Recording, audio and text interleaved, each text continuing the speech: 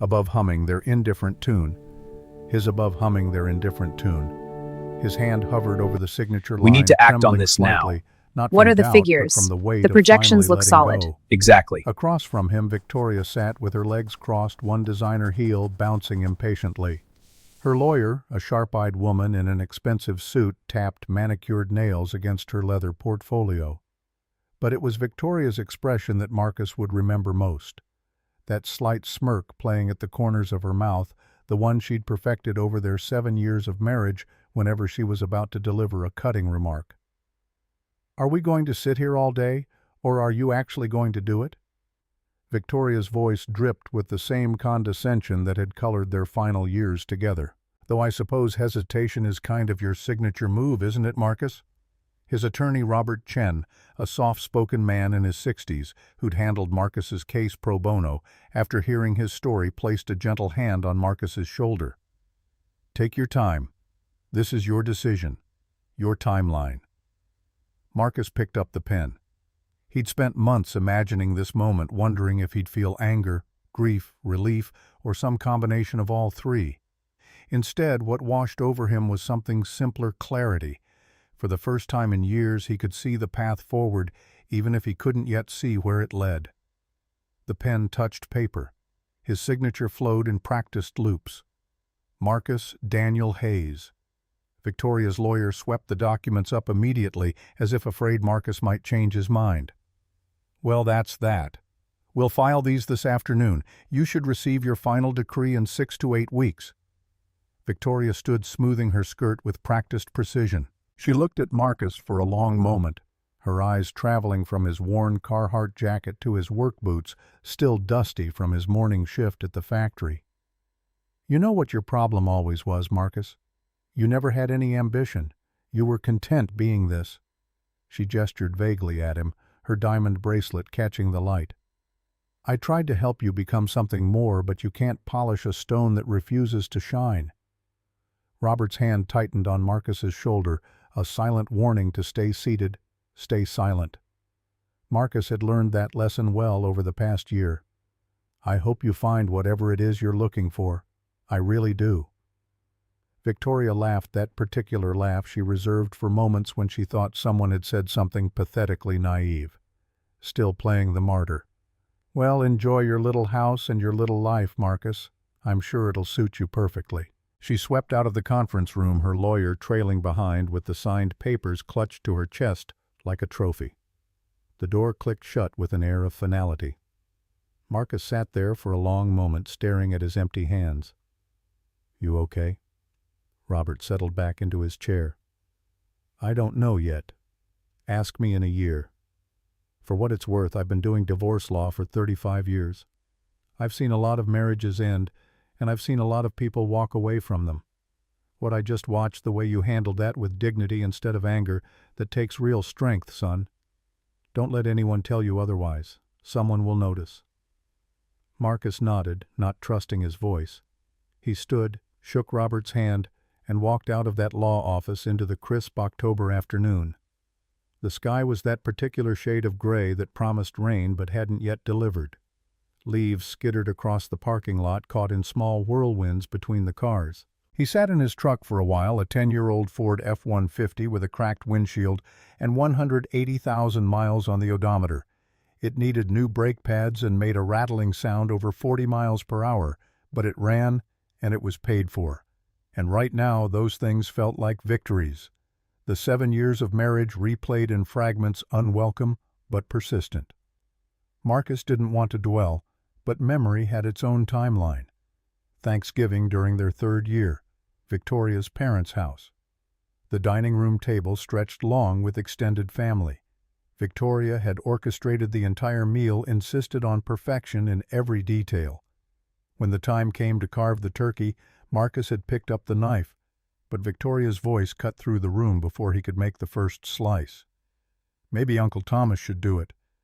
Marcus has never been great with, basic motor skills." Laughter rippled around the table, uncertain at first, then encouraged by Victoria's confident smile. Marcus had set down the knife, stepped back, let Thomas take over. He'd caught his reflection in the china cabinet glass, a man erased in real time. Sophie's 5th birthday party 2 years later. The backyard filled with parents and children, balloons tied to the fence posts. Victoria had pulled Marcus aside an hour before guests arrived. "You did pick up the cake, right, from Sullivan's bakery?" "I went to Sullivan's yesterday like you asked. They said the order was changed to Thompson's this morning." Victoria's eyes had narrowed. "I never changed anything. This is exactly what I'm talking about, Marcus. You can't handle one simple task." Later, she'd told the other parents within Marcus's earshot that he'd forgotten to pick up the cake entirely, that she'd had to scramble last minute to save the party. The lie sat in the air like smoke, and Marcus had swallowed it rather than contradict her in front of their daughter. The company holiday party during their 6th year. Victoria's pharmaceutical sales firm rented out a hotel ballroom, open bar, and string quartet. Nathan Bradford had been their tall, silver-haired owner of the largest construction company in 3 counties. Marcus had watched from across the room as Victoria touched Nathan's arm, leaned in close to hear something over the music, laughed with her whole body in a way she never laughed with Marcus anymore. When Marcus returned from helping the caterers with a spill in the kitchen, Victoria was holding court with Nathan and 3 other executives. "Oh, Marcus is back. I guess we have to stop having interesting conversations now." The executives had chuckled, uncertain whether it was a joke. Nathan's eyes had met Marcus's with something that looked like pity or maybe satisfaction. Christmas during their 7th and final year together. Victoria had bought herself a pair of diamond earrings, charged them to their joint credit card. $2,000. When Marcus saw the statement, he'd asked if they could talk about large purchases before making them. "You never earned enough to deserve nice things, but I do. I work twice as hard as you, Marcus. I'm not going to apologize for rewarding myself." The earrings had sparkled at every holiday gathering that season, each glint a small reminder of his inadequacy. Marcus started the truck, pushed the memories down where they belonged. The past was fixed. Only the future had any flexibility left in it. He drove through Riverside's downtown, past the brick facades and mom-and-pop stores that had been there since before he was born, past the Sunrise Diner where he'd eaten breakfast every Saturday morning in high school, past the auto parts store where he'd bought his first set of socket wrenches at 16, past the movie theater that had been converted into a community center after the multiplex opened on Highway 12. Small towns had long memories. By tomorrow, everyone would know the divorce was final. The story would spread through hair salons and grocery store checkout lines, distorted slightly with each retelling until the truth was buried under speculation. Riverside Industrial sat on the eastern edge of town, a sprawling facility of corrugated metal and concrete that employed 400 people. Marcus had worked there for 9 years, ever since he'd finished his apprenticeship at the community college.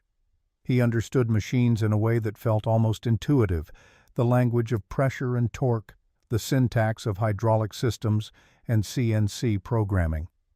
The factory floor was a cathedral of industrial sound, the rhythmic press of metal stamps, the whir of conveyor systems, the hiss of pneumatic tools. Marcus clocked in at 5:58 the next morning, 2 minutes early as always, and headed to his station in the maintenance bay. Bill Cooper, his supervisor, waved him over before he could grab his toolbox. Bill was a broad-shouldered man in his 50s who'd worked at Riverside Industrial since the day it opened 30 years ago. "Got a situation with Press 7. Thing's been making a grinding noise since yesterday afternoon. Need you to take a look before the production line starts at 7. Marcus grabbed his diagnostic tablet and headed toward the far end of the floor where the massive hydraulic press sat silent and hulking in the pre-dawn light. Press 7 was one of the oldest machines in the facility, a temperamental beast that required more maintenance than all the others combined. But Marcus knew its quirks, its sounds, its rhythms. He'd probably spent more time with Press 7 than he had with Victoria in the final year of their marriage. He started his diagnostic routine, checking fluid levels, examining hydraulic lines, listening to the sound the press made when he ran it through a test cycle. The grinding was subtle but distinct, something in the lower bearing assembly. He pulled up the schematics on his tablet, cross-referenced the pressure readings, calculated the torque specifications. Most likely he'd need to order replacement parts, which meant filling out requisition forms, which meant dealing with the procurement department, which meant at least a week before the press would be running at full capacity again. "How bad is it?" Bill appeared at his elbow, coffee in hand. "Lower bearing assembly. I can get it running at 70% capacity for now, but we need to order parts. Specific ones. The bearing housing is a custom dimension for this model. Should have it back to full operation within 10 days if procurement doesn't drag their feet." Bill nodded, unsurprised. "Do what you can. Production's already breathing down my neck about quotas." Marcus spent the next hour coaxing Press 7 back to operational status, his hands moving with the automatic precision that came from years of experience. This was what he was good at, understanding how things worked, how they broke, how to fix them. Machines made sense in a way that people often didn't. They didn't mock you or make you feel small. They just worked or they didn't, and if they didn't, there was always a logical reason why. "You read machines like I read people." Bill had told him that once, meant it as a compliment. Marcus had taken it as gospel. By the time his shift ended at 2 in the afternoon, Marcus's back ached, and his hands were stained with grease that no amount of industrial soap could fully remove. He clocked out, waved to the afternoon shift coming in, and headed to his truck. The house he'd bought 2 months ago sat on the south side of Riverside, a modest structure with yellow siding and white shutters. 3 bedrooms, 1 bathroom, a kitchen with appliances from the 90s, and a living room barely big enough for a couch and TV. The backyard was mostly dirt, and the garage door stuck when it rained. He'd paid $89,000 cash for it, every penny of his savings, after Victoria had made it clear she'd be keeping their marital home, the 4-bedroom colonial on Cedar Ridge Drive that her parents had helped them buy. But this house was his. No one could take it from him, and more importantly, no one could make him feel small within its walls. The custody arrangement gave Marcus every other weekend and Wednesday evenings with Sophie. This was his week without her, and the silence in the house felt profound. He'd tried to fill it with projects, patching drywall, replacing light fixtures, painting Sophie's bedroom the pale purple she'd chosen from sample cards at the hardware store. But the quiet still pressed in during the evenings, heavy and patient. His phone buzzed. A text from his younger brother Tyler, who lived 2 states away in Michigan. "How'd it go yesterday?" "Done. It's official." 3 dots appeared, disappeared, appeared again. "You okay?" "Getting there. 1 day at a time. That's all any of us can do. Love you, brother." Marcus set the phone aside and turned on the TV, not really watching, just needing the noise to fill the silence. Some crime procedural he'd seen before. He let it play, his mind drifting. The following 3 weeks passed in a rhythm of work and solitude.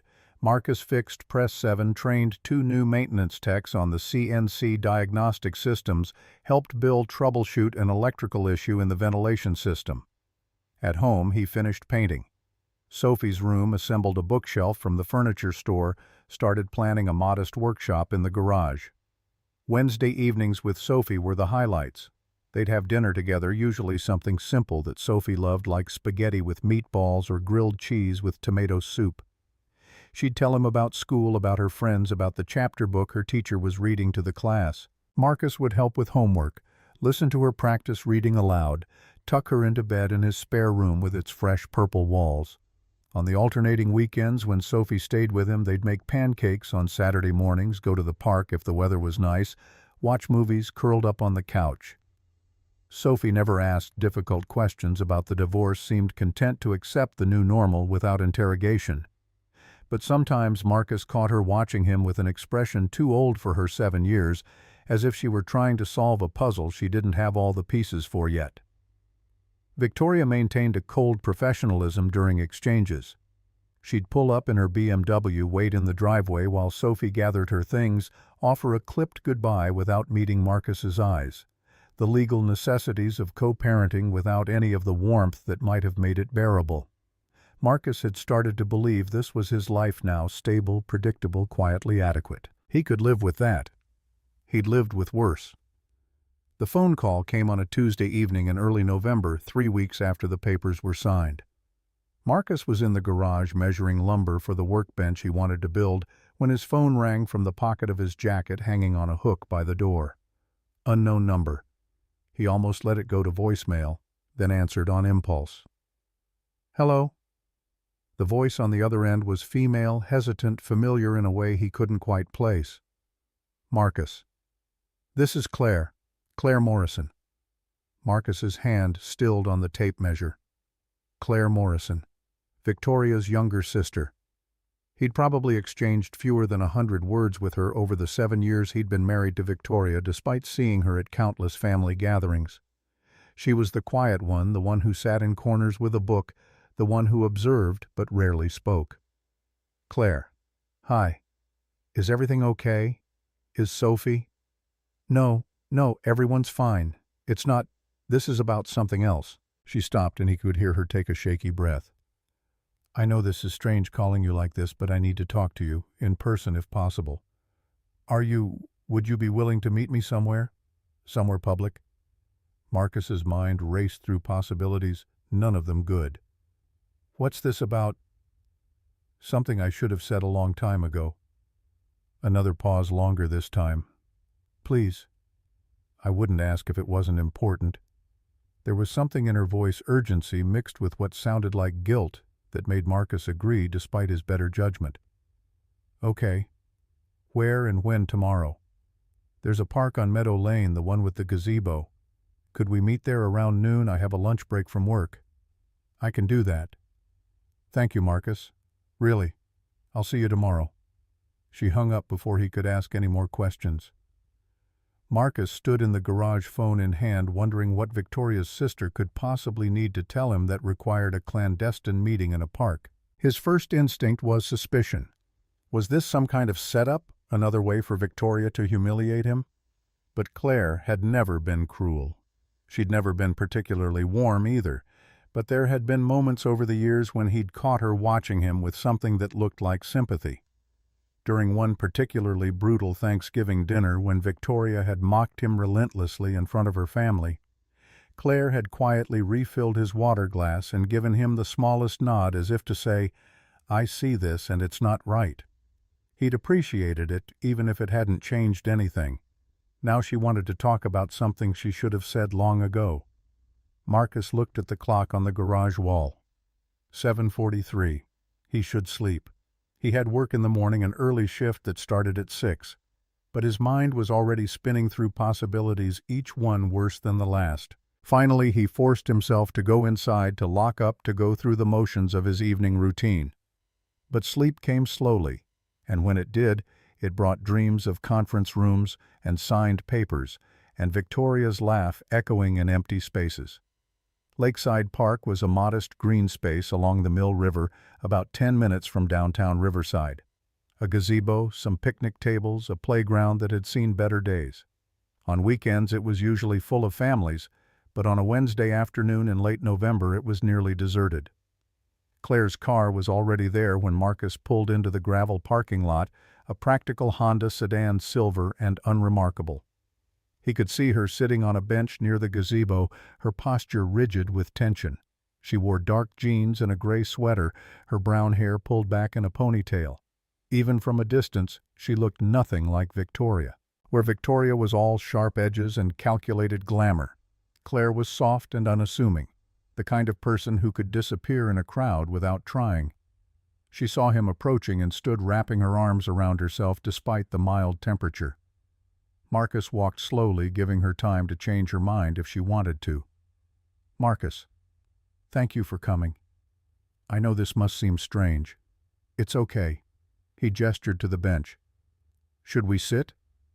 They sat at opposite ends, the space between them careful and deliberate. For a long moment Claire just stared out at the river, watching the water flow past with single-minded determination. Marcus waited. He'd learned patience the hard way.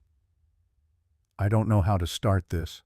I've been rehearsing what to say for weeks, but now that you're here it all sounds inadequate. Just say it, whatever it is." Claire turned to face him, and Marcus was startled to see tears in her eyes. "I owe you an apology, a massive one, for years of silence when I should have spoken up, for standing by while my sister—" She stopped, swallowed hard. "While Victoria treated you the way she did. I saw it, Marcus. All of it. And I said nothing." Marcus felt something shift in his chest.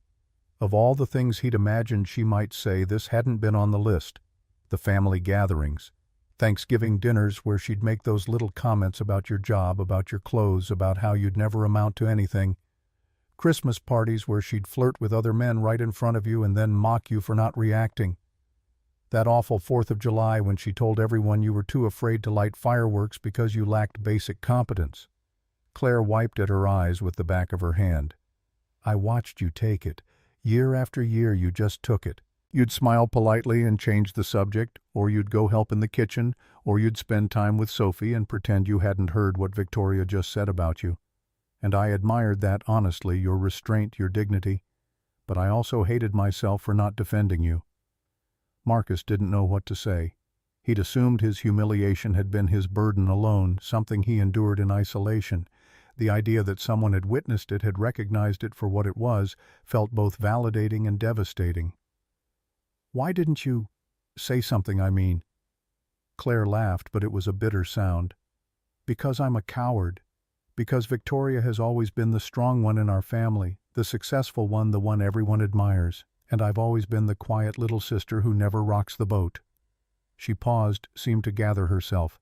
Our parents raised us to present a united front, to never air family business in public, to protect the family reputation above all else. Mom remarried when I was 3, that's why our last names are different. Victoria kept Dad's name Foster. I took our stepdad's Morrison.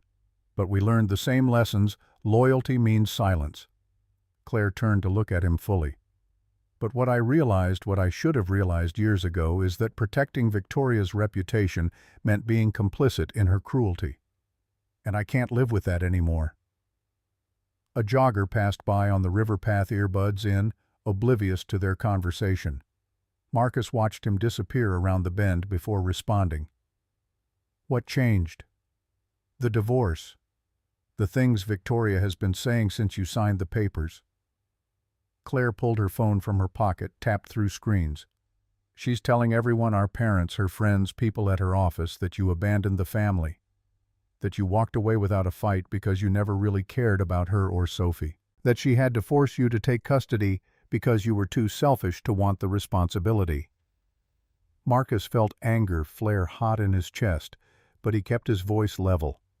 And your parents believe that? They want to believe it. It fits their narrative better that Victoria is the victim of a failed marriage rather than the architect of one. Claire's hands twisted in her lap. I tried to tell my mother the truth last week. I told her that I'd witnessed Victoria's behavior for years, that you'd been nothing but patient and kind despite constant provocation. Do you know what she said to me? What she said, that every marriage has problems, and it was disloyal of me to take your side over my own sister's. She said that if I couldn't support my family, maybe I needed to reconsider where my loyalties lay. Claire's voice cracked. So I reconsidered.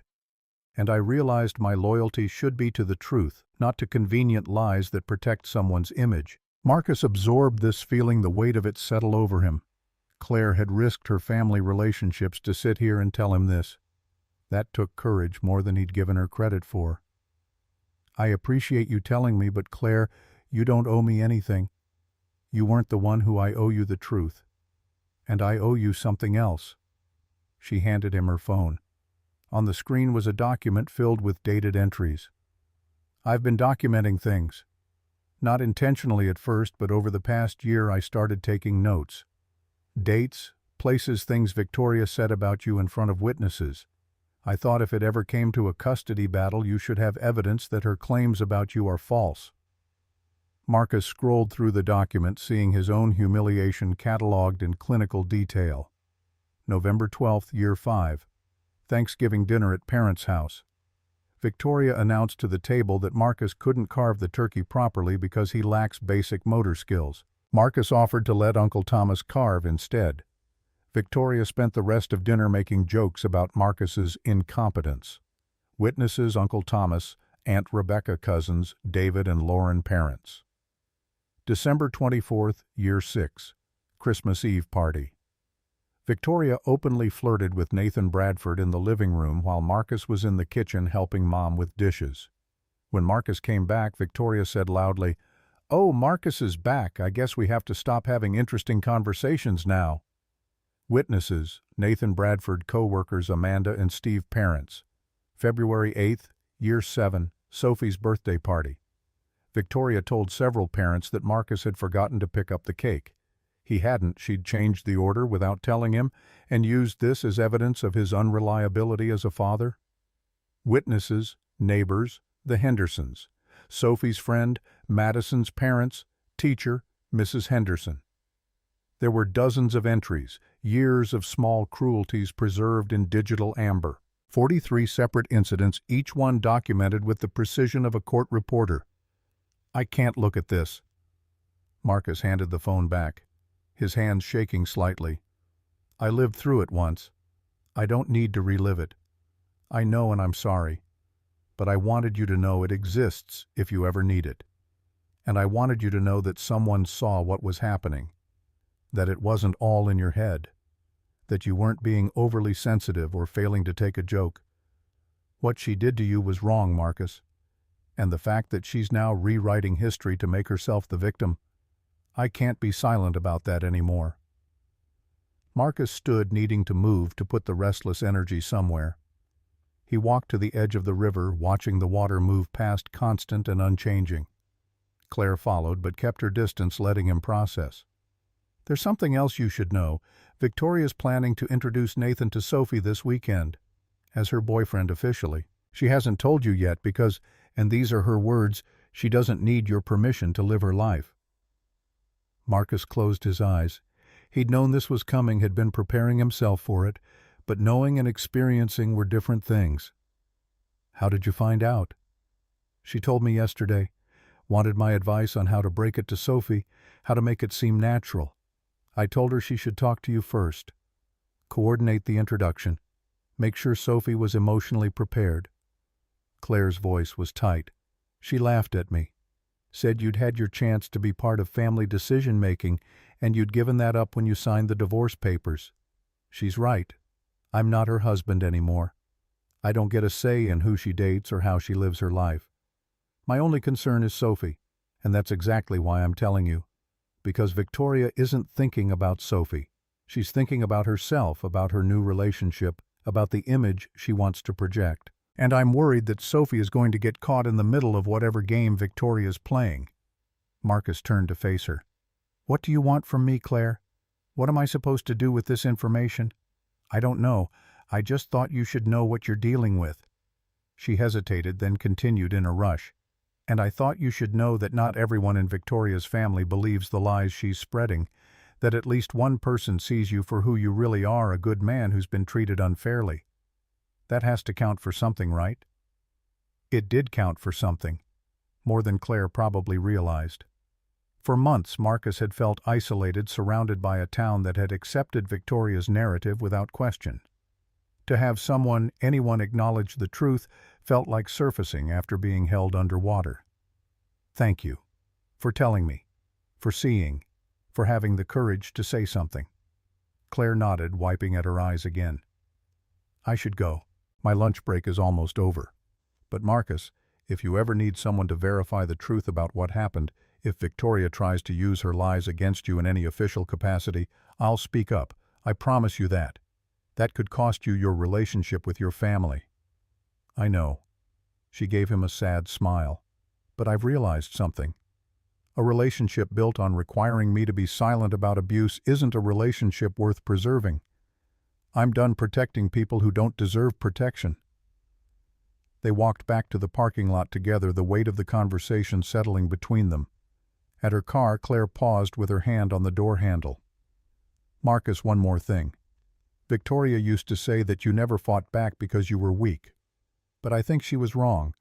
I think you never fought back because you were strong enough not to. There's a difference, and I hope you know that. Before he could respond, she got in her car and drove away, leaving Marcus standing in the gravel parking lot with more questions than answers. He sat in his truck for a long time, processing everything Claire had told him. The documentation of his humiliation, Victoria's plans to introduce Nathan to Sophie, the family's unified front against the truth, Claire's defection from that front. His phone alarm chimed. 2:45. Time to get Sophie from school. Marcus started the truck and headed toward Oakwood Elementary, trying to push the conversation with Claire out of his mind. He needed to be present for Sophie to be the stable, cheerful father she deserved, not the man churning with anger and old wounds.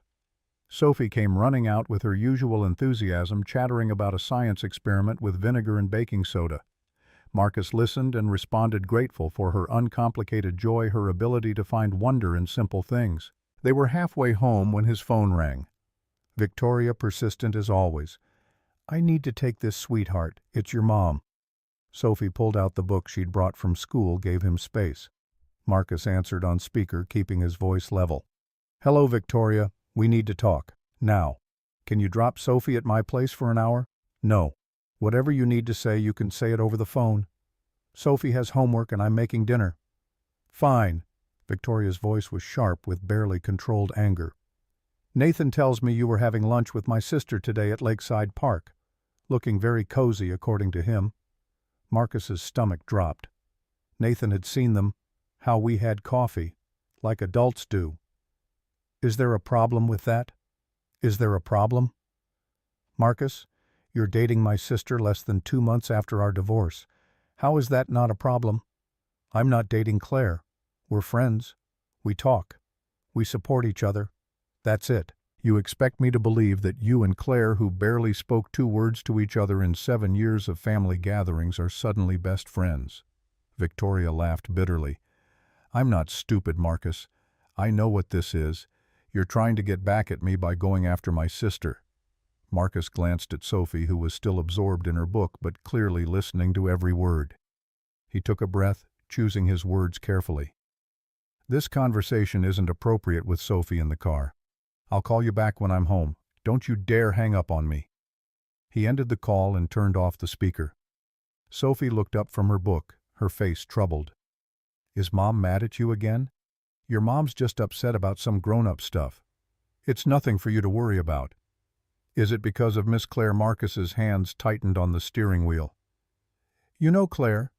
She came to one of Mom's parties last year. She was nice to me, helped me with a puzzle when all the other grown-ups were too busy talking." Sophie tilted her head. "Are you friends with her now?" "Yeah, we're friends." "Good." She seemed lonely, like she needed a friend. The simple observation from his 7-year-old daughter hit harder than Victoria's accusations. Sophie had seen in one interaction what others missed entirely, that Claire was isolated in her own family, that she needed connection just as much as he did. "You're right, sweetheart. She did need a friend, and so did I." At home, Marcus got Sophie settled with her homework and called Victoria from his bedroom with the door closed. "I don't appreciate you making accusations in front of Sophie. Whatever issues you have with me, we keep them between us. Then don't give me issues to have. Stay away from my sister, Marcus. This is beyond inappropriate. Claire is an adult who can choose her own friends. So am I. You don't get to control who either of us spends time with. I can absolutely control it if your relationship with her affects Sophie. And it will affect Sophie when people start talking, when she hears gossip about her father moving on with her aunt. There's nothing to move on with. We had coffee, we talked. We're 2 people who understand each other's situations and found friendship in that understanding. If you want to make it into something ugly that says more about you than it does about us." Victoria was quiet for a moment. When she spoke again, her voice had changed, softer, more calculating. "You know what I think? I think Claire saw an opportunity. She's always been the invisible one, the one nobody noticed. Now she can play the hero who saved poor Marcus from his terrible wife. It's quite the narrative upgrade for someone who's never been interesting. That's cruel even for you. It's honest. Claire has spent her entire life in my shadow. Finally, she's found a way to matter by positioning herself as the good sister while painting me as the villain. And you're eating it up because it fits your victim narrative." Marcus felt anger rise hot in his chest. "Is that what you tell yourself? That you're the real victim here? That Claire speaking the truth about how you treated me is somehow betrayal rather than courage? I treated you like a husband who couldn't provide the life I wanted.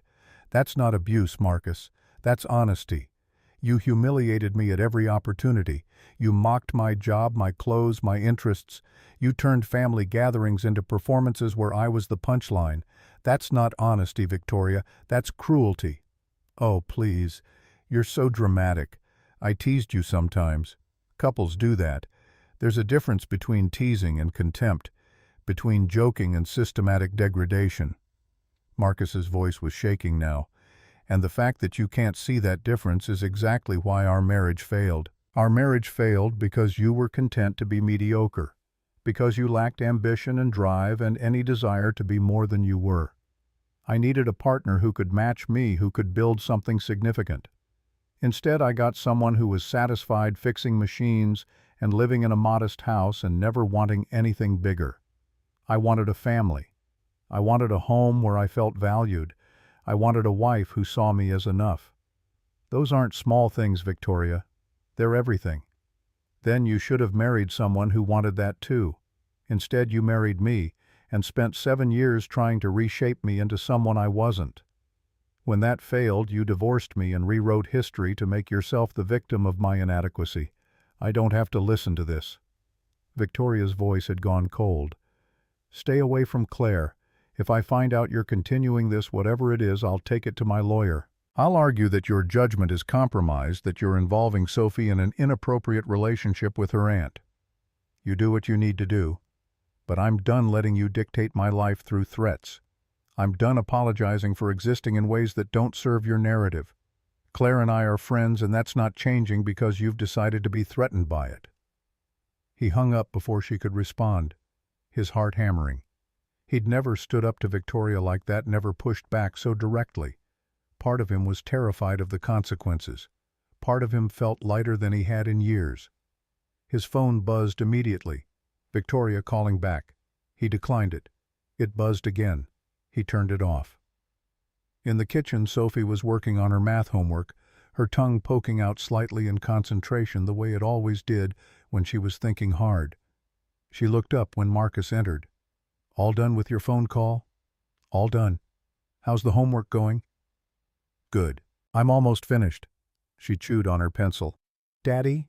Why is Mom mad about Miss Claire? Marcus considered how much to explain, how much a 7-year-old needed to understand.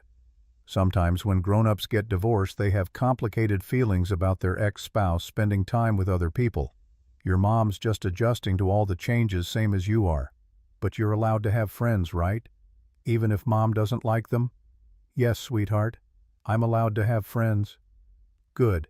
Sophie returned to her homework. I like Miss Claire.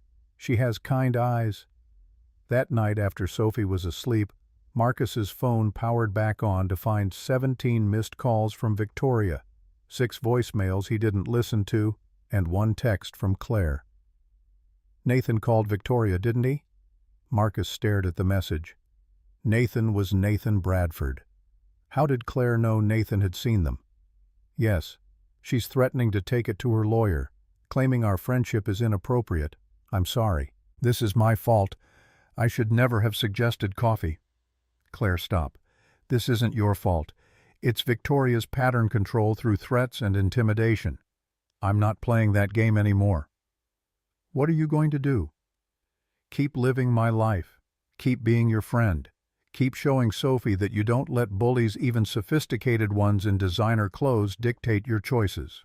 A long pause, then 3 dots appearing and disappearing several times. You're remarkable. You know that I'm just tired of being afraid. There's a difference. Maybe. Or maybe being tired of fear is what makes someone remarkable. Marcus smiled at his phone, feeling something warm settle in his chest. Whatever happened next, whether Victoria followed through on her threats, whether the town's gossip machine went into overdrive, whether this friendship with Claire complicated his life in ways he couldn't yet predict, he'd face it the same way he'd faced everything else these past months, with dignity, with honesty, with Sophie's well-being as his North Star. He went to bed that night with a strange sense of peace, as if something fundamental had shifted. Claire had given him a gift he hadn't known he needed: validation, proof that he hadn't imagined the cruelty, that his experience had been real and witnessed and documented. And more than that, she'd given him an ally, someone willing to stand up for truth even when it cost her dearly. Marcus slept better than he had in months. The next morning, he woke to find all 4 of his truck's tires slashed. Marcus stood in his driveway at 5:30 in the morning, coffee cup cooling in his hand, staring at the damage. All 4 tires deflated and ruined the rubber cut cleanly in a way that spoke of deliberation rather than random vandalism. The cuts were precise, methodical, someone had taken their time. His first instinct was to call the police to report it, to make it official. But something stopped him. In a town like Riverside, where everyone knew everyone, making a police report would just feed the gossip machine, and he had no proof of who'd done it, even though suspicion settled in his gut like a stone.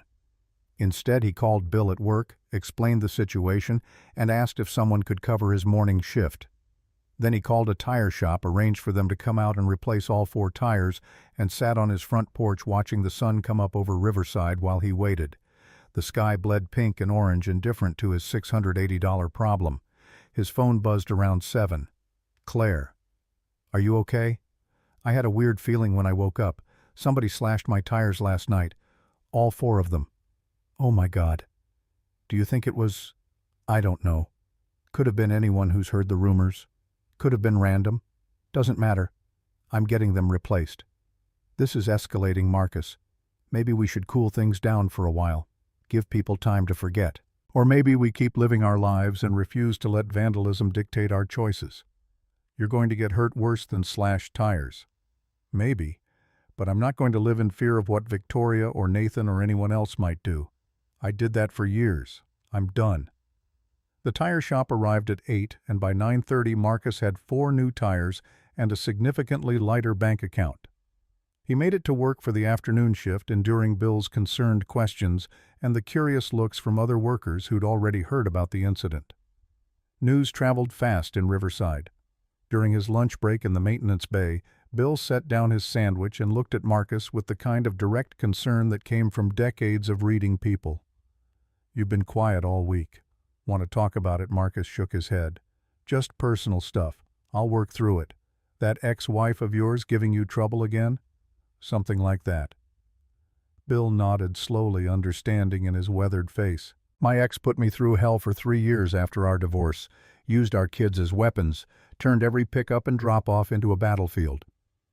You know what finally changed things? What I stopped reacting. Stopped giving her the satisfaction of seeing me angry or hurt. Just stayed steady, stayed present for my kids. And eventually she got bored with the game." Bill clapped him on the shoulder. "Not saying it's easy, but sometimes the best revenge is just being the better parent." Marcus tried to hold on to that advice as the days accumulated into weeks. November slid toward December, the Ohio air turning sharp and unforgiving. Victoria maintained her pattern of icy professionalism during Sophie exchanges, never mentioning the conversation about Claire, never acknowledging the tension that vibrated between them like a plucked string. But Marcus could feel something building, some pressure accumulating behind the dam of her silence. Claire texted occasionally, brief check-ins, the kind of casual conversation that felt oddly comforting coming from someone who understood the context of his situation. They didn't meet again, both aware that another coffee date would be weaponized immediately. But the connection remained a thin thread of alliance in otherwise hostile territory. Then, 3 weeks after the slashed tires, Marcus's lawyer called. "Robert Chen here. I just received a very interesting call from Victoria's attorney. They're requesting an emergency modification of the custody arrangement, claiming that your relationship with Claire Morrison constitutes a destabilizing influence on Sophie." Marcus closed his eyes, standing in the factory parking lot with December wind cutting through his jacket. "Of course they are. I told them they'd need to provide evidence of actual harm to Sophie, not just speculation about your personal life. But Marcus, I need to ask you directly, is there anything inappropriate happening with Claire Morrison?" "No. We're friends. We've had coffee once. That's it." "Good. Because if this goes to court, Victoria's going to try to paint it as an affair that started before the divorce was final. She'll argue that you were emotionally unfaithful, that you're now involving Sophie in an inappropriate relationship with her aunt. It'll get ugly. Let it get ugly. I'm not hiding anymore." Robert was quiet for a moment. "I admire your principles, Marcus. I really do.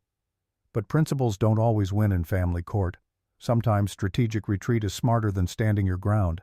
I'm not retreating. Not this time. Okay, then we prepare for a fight.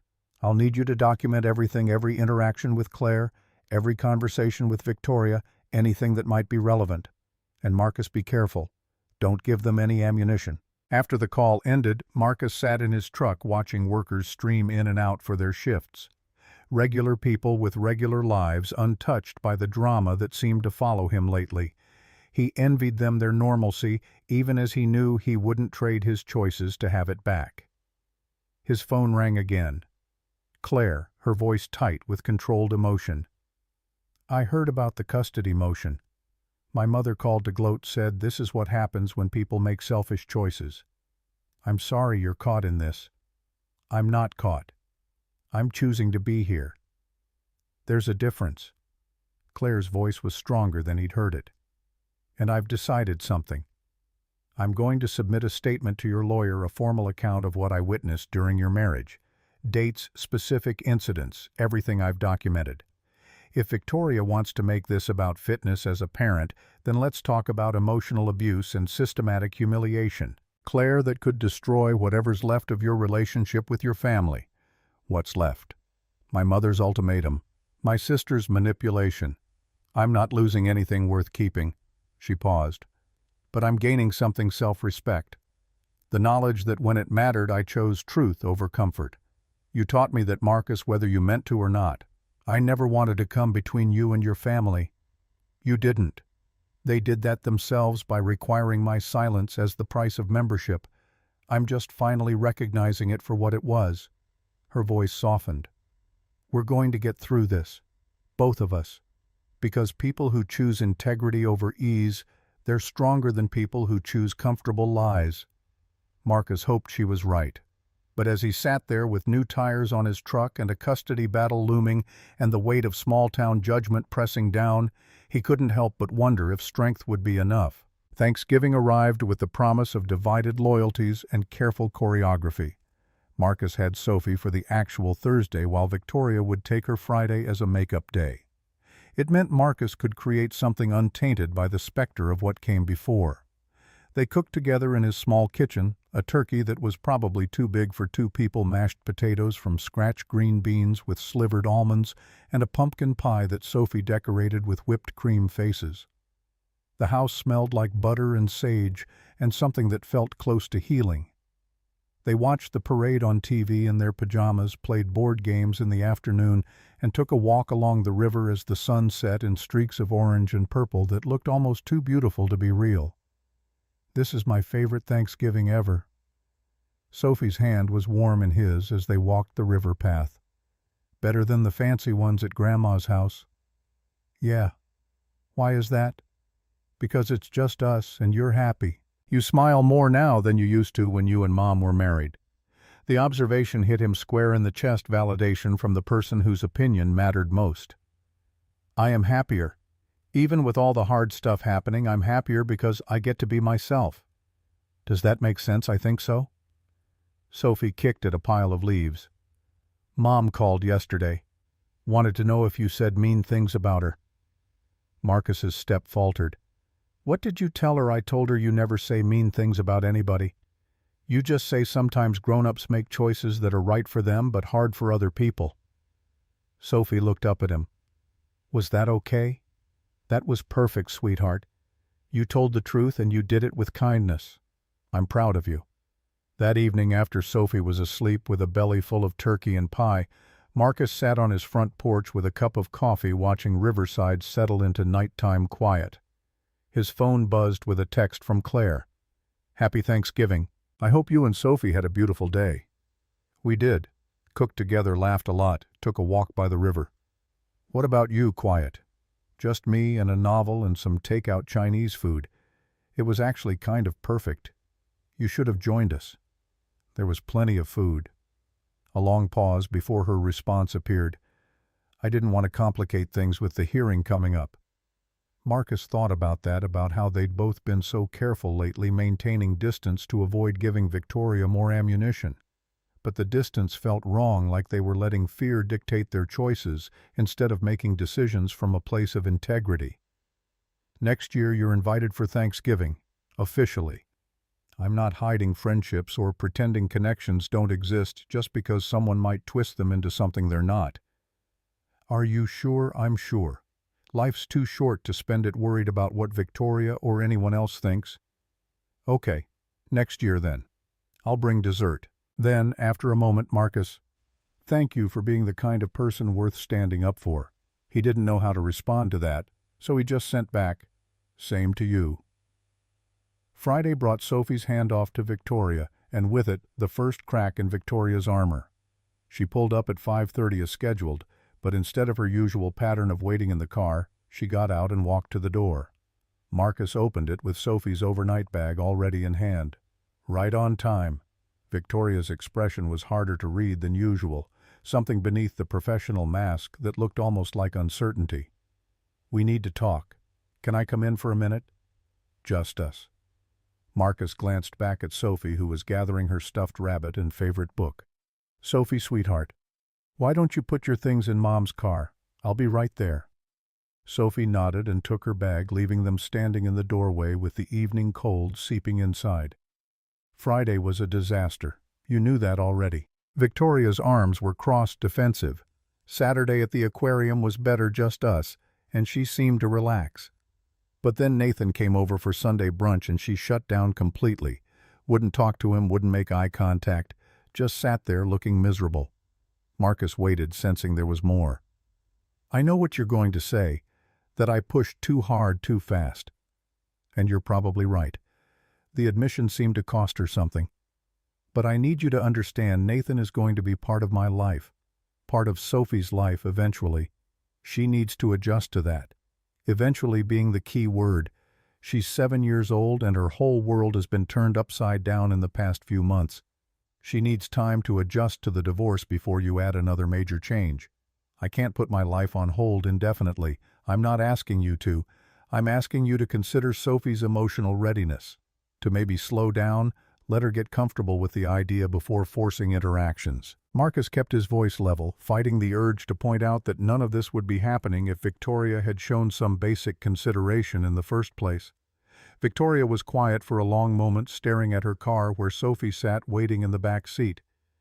Nathan thinks we should back off. Give Sophie some space. Let her come around naturally instead of forcing it. That sounds reasonable. It does. Victoria looked at him, then really looked at him, and for just a second Marcus saw past the armor to something that might have been regret. I'm not good at this, at putting someone else's needs first. I never learned how. It was the closest thing to an apology Marcus had ever heard from her. Sophie needs consistency right now.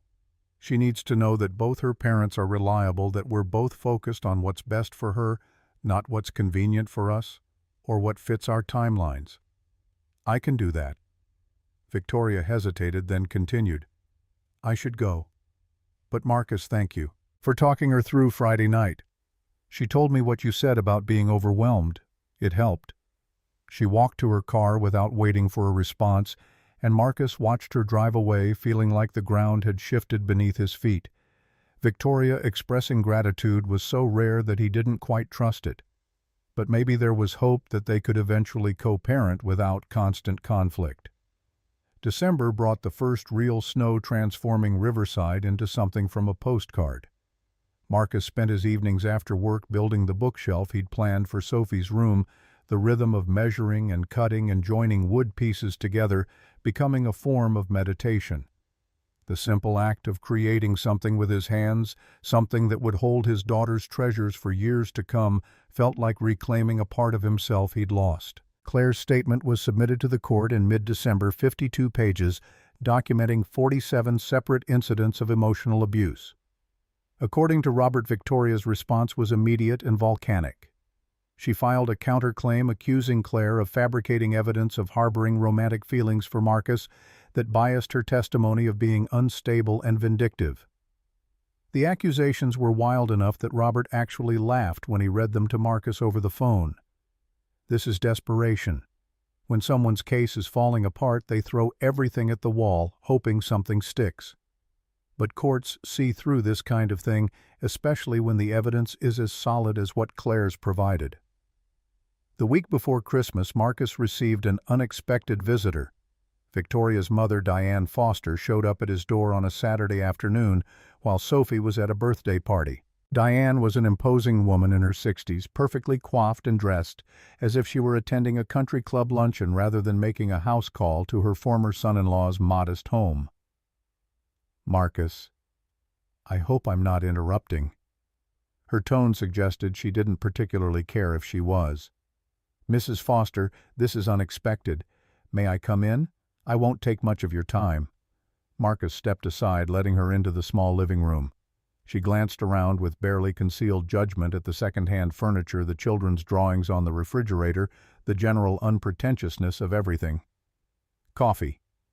Marcus offered more out of habit than hospitality. "No, thank you. I'll say what I came to say and leave." Diane sat on the edge of the couch as if afraid it might contaminate her designer slacks. "I'm here to ask you to drop the custody proceedings, to accept the arrangement as it stands and stop dragging my family through this public spectacle." "I didn't start the custody proceedings. Victoria did. I'm just defending myself." "Semantics. The point is, this has gone far enough. You've already destroyed one daughter. Don't destroy both of them." Marcus sat across from her, keeping his expression neutral despite the anger building in his chest. "I haven't destroyed anyone. You've turned Claire against her family, poisoned her mind with your victim narrative, convinced her to betray her own sister for what attention sympathy. The delusion that you two have some special connection."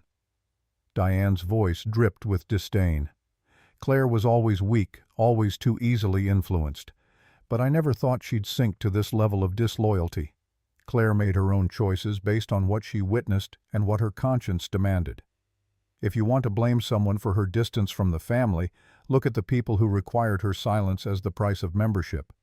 Don't you dare lecture me about family dynamics. You were married to my daughter for 7 years and learned nothing about how successful people operate.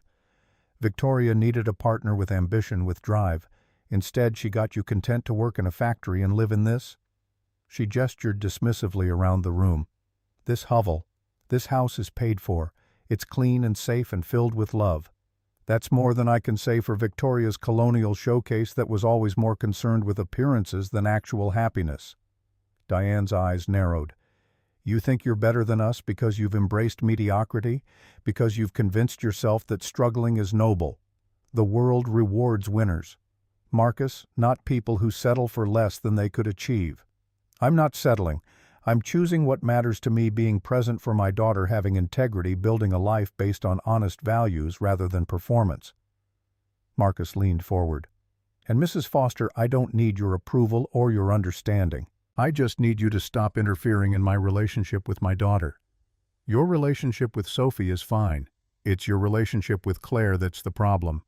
End it. Stop seeing her, stop encouraging her delusions of moral superiority, and I'll convince Victoria to drop the custody modification."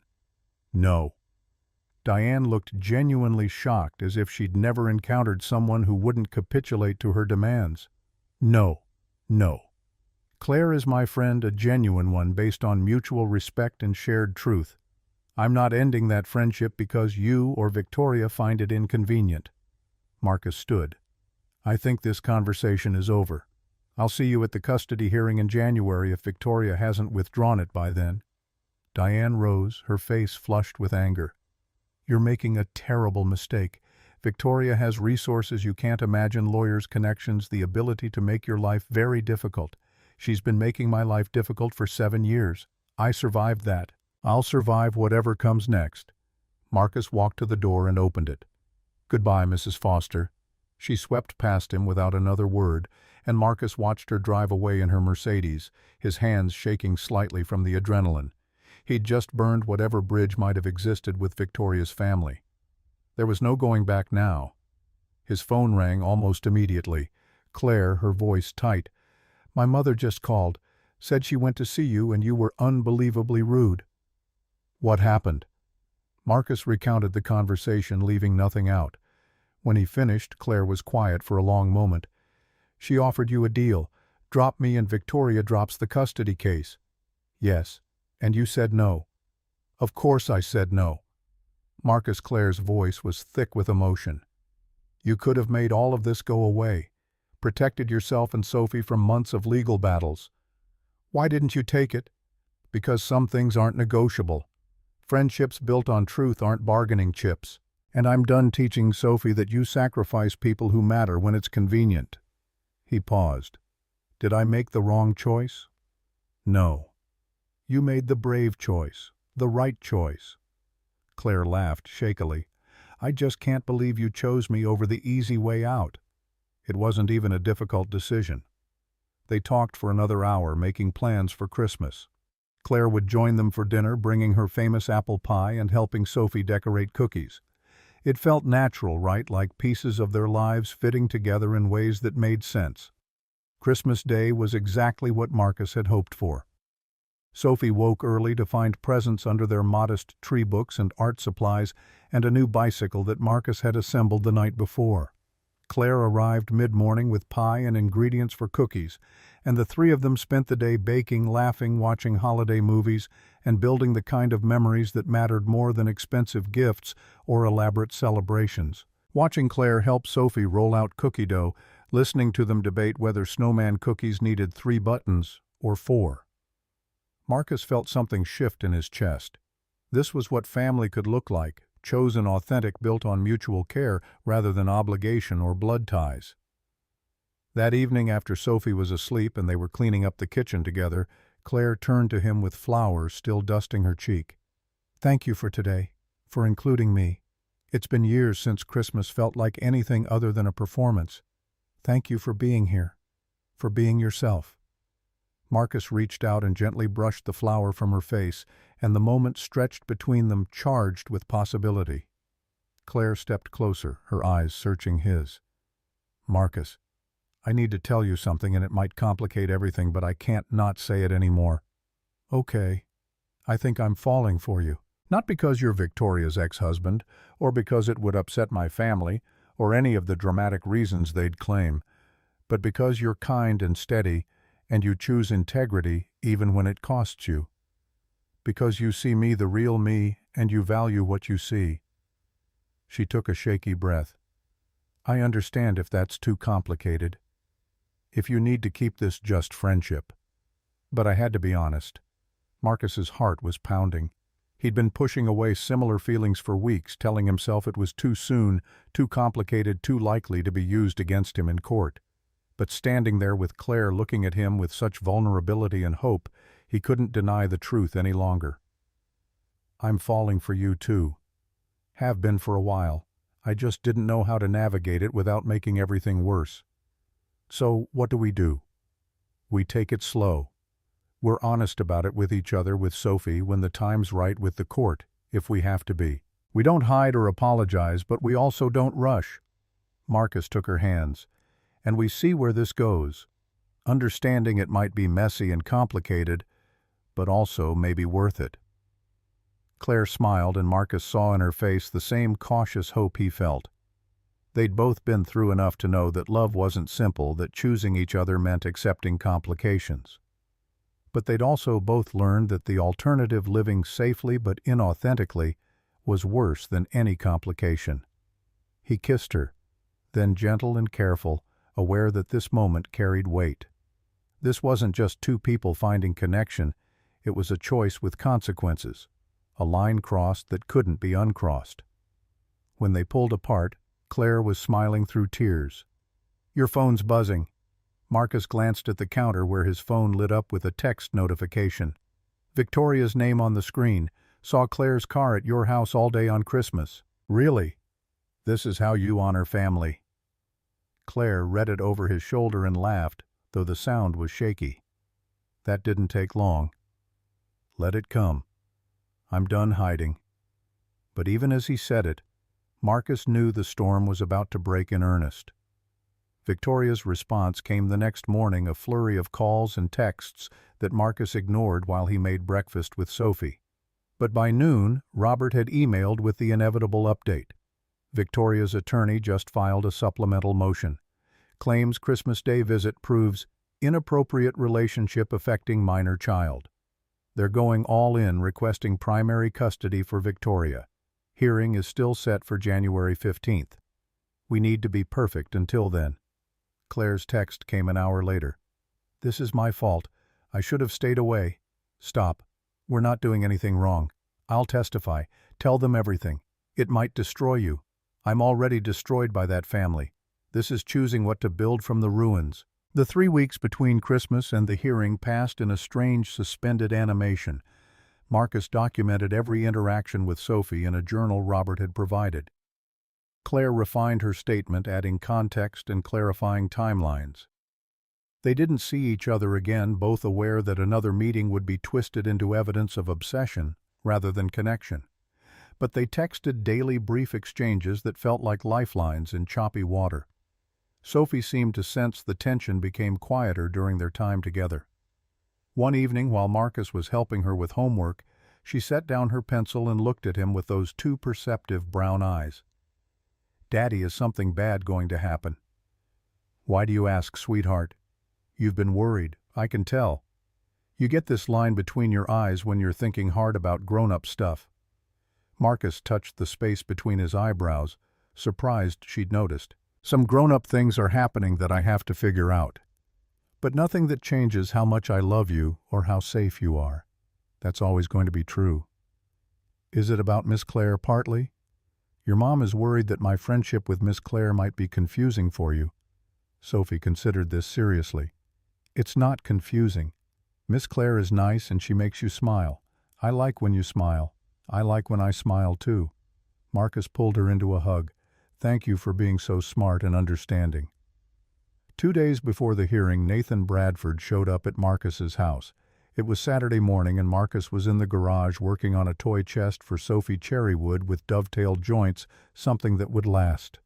He heard the car pull up, recognized the expensive purr of Nathan's Lexus, and felt his shoulders tense. Nathan appeared in the garage doorway, hands in his pockets, his usual confidence slightly diminished. "Can we talk man to man? No lawyers, no games. Just 5 minutes of honesty. Depends on what you want to talk about." Marcus set down his sander and gestured to the workbench. "Say what you came to say." Nathan stepped into the garage, looking around at the tools, the half-finished toy chest, the sawdust covering everything. "Victoria told me you used to build furniture before she made you stop." "She told you that?" "She tells me a lot of things, usually when she's had too much wine and her guard's down." Nathan leaned against the workbench. "Look, I came here to tell you that I'm pulling my support for the custody motion. I told Victoria's lawyer this morning that I won't testify on her behalf." Marcus studied him carefully. "Why?" "Because the more time I spend with Victoria, the more I understand what you went through. The subtle digs, the constant criticism, the way she needs everyone around her to be less so she can feel like more." Nathan ran a hand through his silver hair. "Last week she spent an hour telling me how I should reorganize my company's management structure. Not because she knows anything about construction, but because she can't stand not being the expert in the room. When I pushed back, she looked at me the same way she must have looked at you 1,000 times, like I was disappointingly stupid. If you're looking for sympathy, I'm not the one to give it. I'm telling you that I was wrong about you, about the situation, about Victoria being the victim here." Nathan met his eyes. "I thought you were the problem. Lazy, unmotivated content with mediocrity.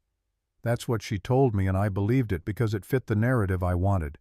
Successful woman finally finds a man who deserves her." He laughed bitterly. "And now I realize she didn't want a partner. She wanted an audience, someone to reflect her glory back at her and never outshine her or question her or need anything she wasn't willing to give." Marcus picked up a piece of sandpaper, running it along the toy chest's edge, more for something to do with his hands than from necessity. "What does Victoria think about you pulling your support?" "She doesn't know yet. I wanted to tell you first." Nathan hesitated. "There's something else you should know. The tire slashing that was Brian Victoria's brother. She didn't ask him to do it, but she didn't stop him either when he said he was going to send you a message. I found out yesterday and told him if he pulls anything like that again, I'm done with the whole family.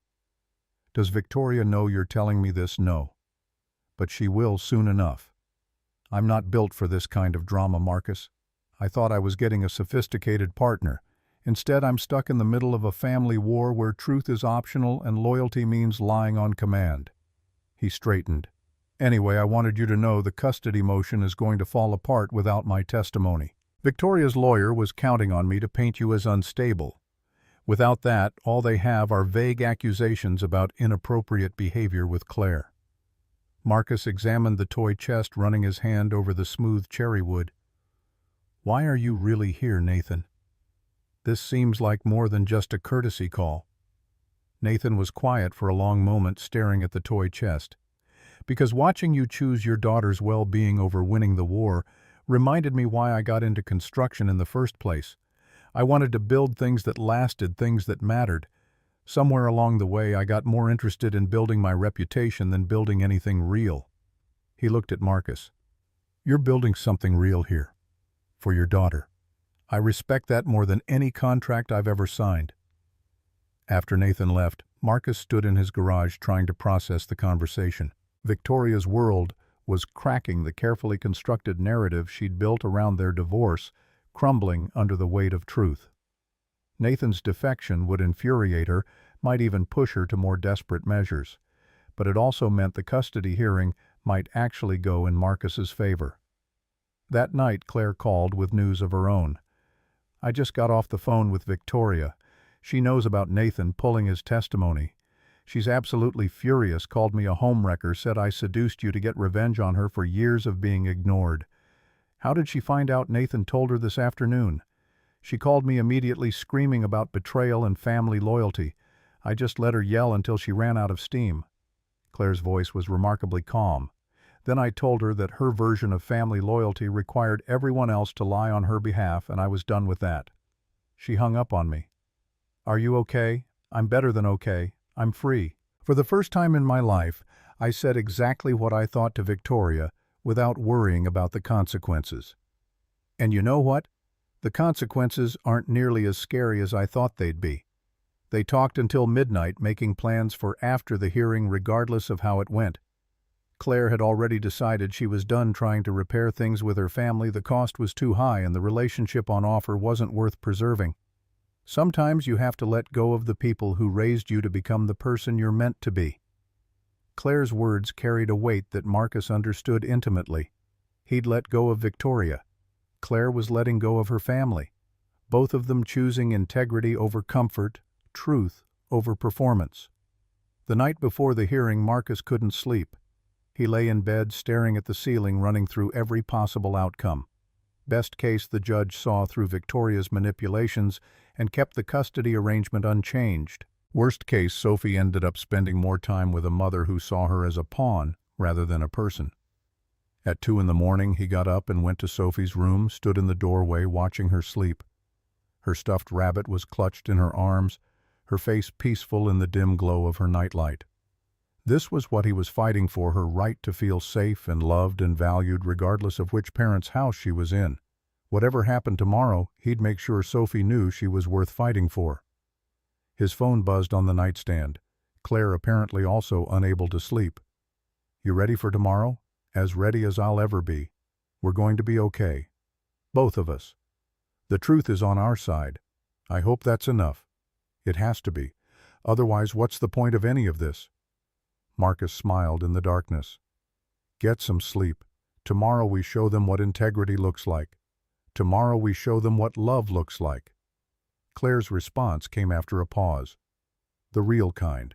The kind that chooses someone's well-being over winning." Marcus set the phone down and closed his eyes, holding onto that thought like a talisman against the uncertainty ahead. The courthouse in downtown Riverside was a stolid brick building from the 1940s, its courtrooms paneled in dark wood that had absorbed decades of human conflict. Marcus arrived at 8:30 on January 15th, 30 minutes before the hearing was scheduled to begin. Robert was already there, briefcase open on a bench in the hallway, reviewing documents with the methodical focus of a man who'd done this hundreds of times. "You look like you slept." Robert glanced up, assessing. "Barely. Coffee helped." "Good. Keep that energy. Judge Warren runs a tight courtroom. She doesn't tolerate theatrics, which works in our favor. Victoria's attorney likes drama." Claire arrived at 8:45 wearing a navy dress that made her look both professional and vulnerable. "Me too. But we tell the truth and we trust." "Me too. But we tell the truth and we trust that it matters. It has to matter. Otherwise—" She didn't finish the thought. Didn't need to. Victoria arrived at 8:58 with her attorney Catherine Ross, a woman in her 40s with sharp features and an expensive suit that probably cost more than Marcus's monthly mortgage. Victoria's eyes found Marcus immediately held his gaze with something that looked like wounded fury before she turned away. The courtroom itself was smaller than Marcus had imagined, almost intimate. Judge Elizabeth Warren presided from the bench, a stern-looking woman in her 50s with silver hair pulled back in a tight bun. She had a reputation in Riverside's legal community for asking uncomfortable questions and seeing through carefully constructed narratives. Robert had warned Marcus about that. "It could work in our favor or against us depending on how well you handle direct examination. Just tell the truth, don't embellish, and trust the process." The hearing began with Catherine Price laying out Victoria's case in language designed to make Marcus sound like a man whose judgment had been catastrophically compromised. "Your Honor, Mr. Hayes began a romantic relationship with his ex-wife's sister mere weeks after their divorce was finalized.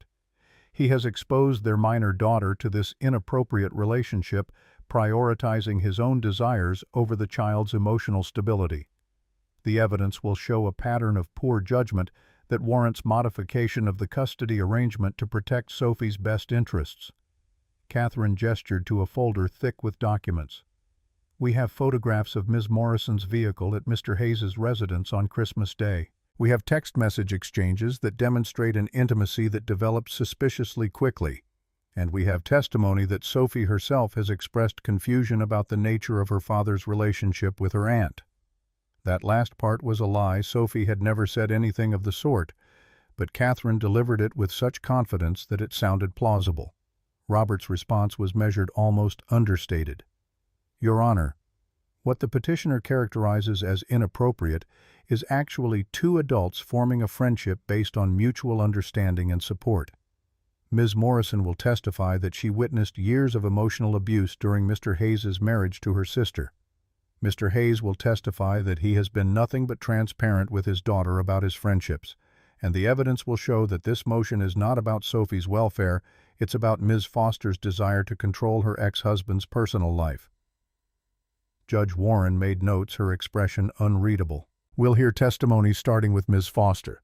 Ms. Ross, call your first witness." Victoria took the stand with the poise of someone accustomed to presenting a carefully curated version of herself. Catherine led her through a series of questions designed to paint Marcus as a man who'd abandoned his family emotionally long before the divorce.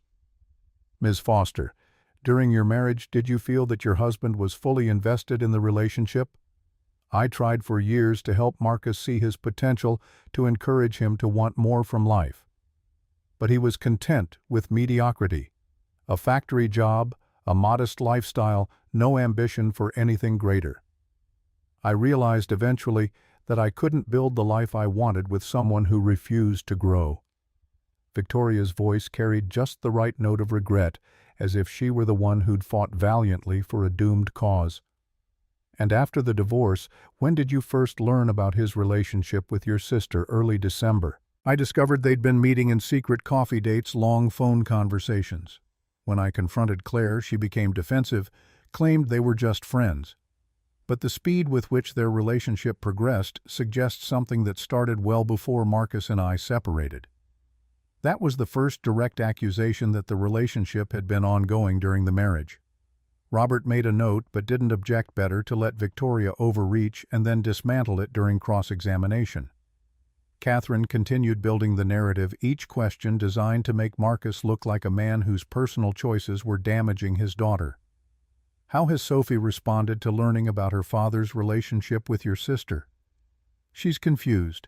She came home from Christmas at Marcus's house asking why Aunt Claire was there all day, why she seemed so comfortable in Daddy's house. Sophie's only 7. She doesn't understand adult relationships, but she knows something has changed, and it's unsettling for her." Another lie delivered with maternal concern that would be convincing to anyone who didn't know the truth. Robert's cross-examination was surgical. Ms. Foster, you testified that you learned about Mr. Hayes's friendship with your sister in early December, but your sister didn't contact Mr. Hayes until early November. Correct? Victoria hesitated. I'm not sure of the exact date. Let me refresh your memory. Phone records show the first contact between them was November 3rd, more than 3 weeks after your divorce was finalized. Does that sound accurate?